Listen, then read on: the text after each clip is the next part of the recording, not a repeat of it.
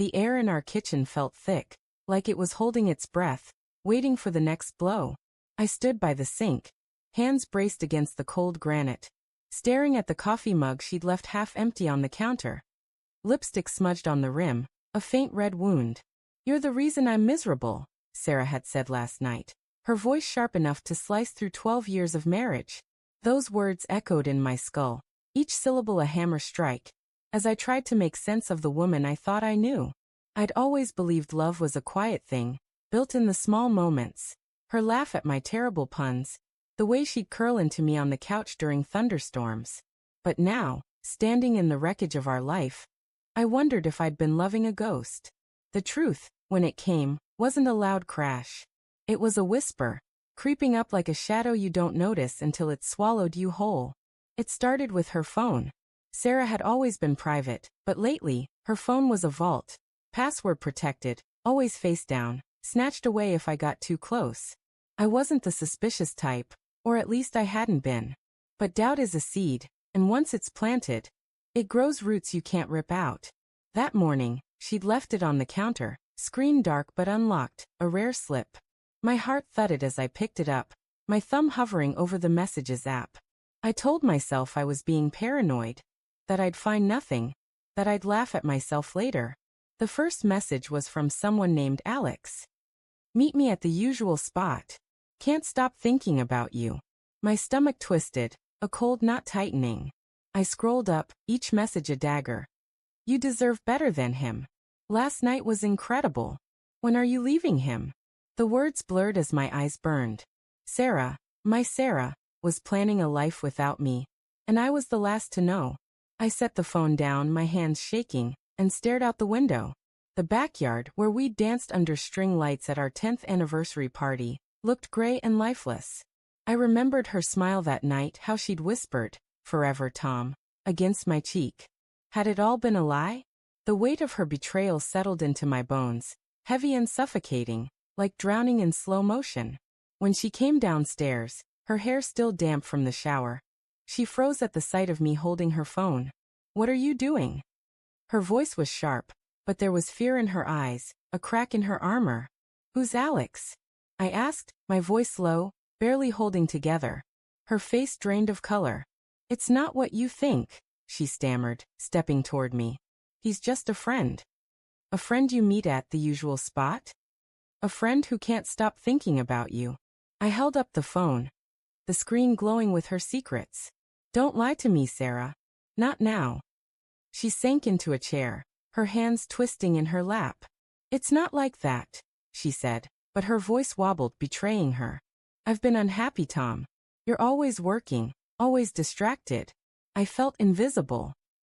"So you found someone else to see you?" The words tasted bitter, like ash. "You could have talked to me. You could have tried." "I tried," she snapped, tears spilling over. "You never listened. You never saw how much I was hurting."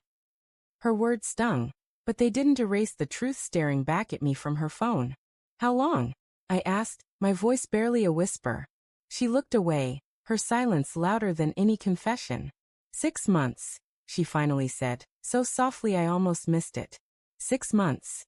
Half a year of lies, of stolen moments, of her slipping away while I clung to the illusion of us. I wanted to scream, to shatter the mug on the counter, to demand why I wasn't enough.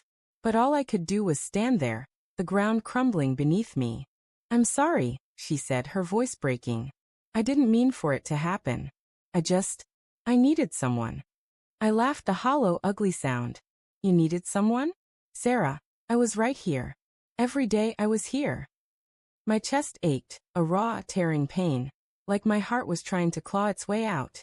"You said I made you miserable, but you didn't give me a chance to fix it." She reached for my hand, but I pulled back, the space between us a chasm now. "Tom, please," she whispered. "We can work through this. I'll end it with him. I swear." I wanted to believe her. God, I wanted to. But trust is a fragile thing, and hers had shattered mine into pieces too small to put back together.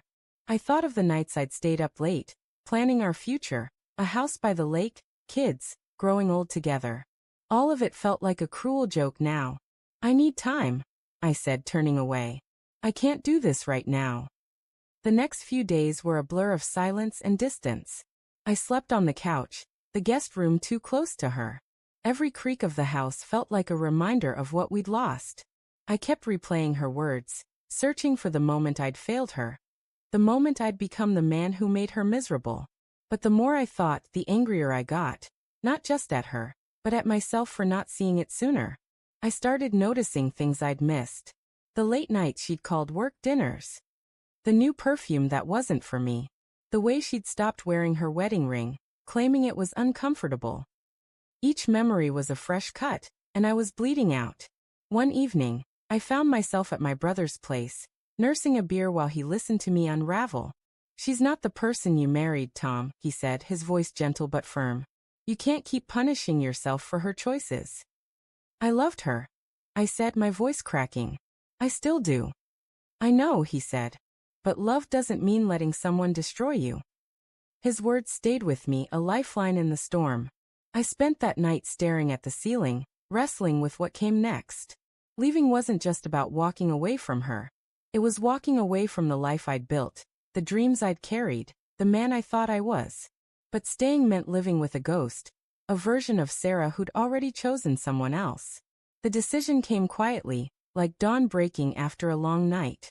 I packed a bag while she was at work, leaving behind the house we'd filled with memories.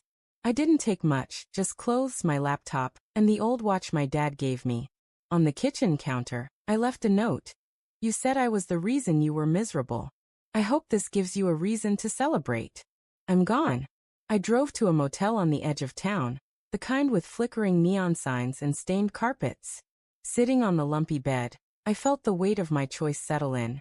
Not relief, not yet, but a strange kind of freedom. I'd spent years trying to be her everything, only to learn I was nothing to her.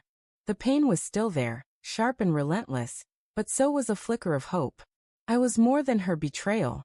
I was more than the man she'd blamed. As I stared out the motel window at the highway stretching into the dark, I thought about what came next.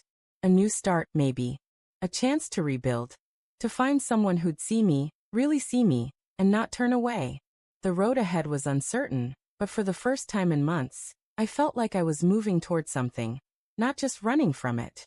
Sarah's words had broken me, but they'd also set me free. She wanted a reason to celebrate. I gave her one, my exit.